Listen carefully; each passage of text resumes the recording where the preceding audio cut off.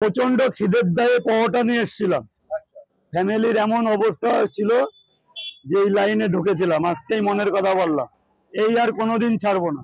আর হ্যাঁ, একটা সময় 100 পিস পরোটা কিনে বিক্রি করতাম। রাখ, পয়সা রাখ, পয়সা রাখ, অসুবিধা হচ্ছে। এই দুটো 50 টাকা দে তো দাদা, 3টে করে 2 জায়গা। তাই মানে আমার আছে যে যতদিন পারবো খাটতে খুঁটতে এই পরোটার লাইনেই থেকে যাবো, কারণ একজন একটা কিছু ধরলে আর কিছু পারে না, হয় না, অসম্ভব হয়ে যায়, মন সাথ দেয় না।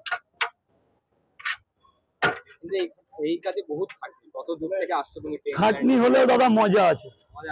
হ্যাঁ হ্যাঁ হ্যাঁ হ্যাঁ, এই হচ্ছে কথা। আমি হচ্ছে গুমা থেকে।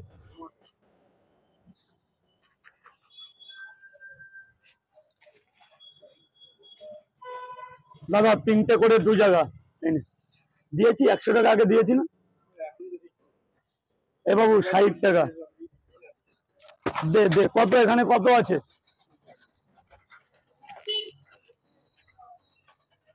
দাদা খেয়েছো পরোটা, খেয়েছো? পয়সা রাখো, পয়সা রাখো, এখন টাকা দেবে না। এই নে বাবা, যা, চলে যা।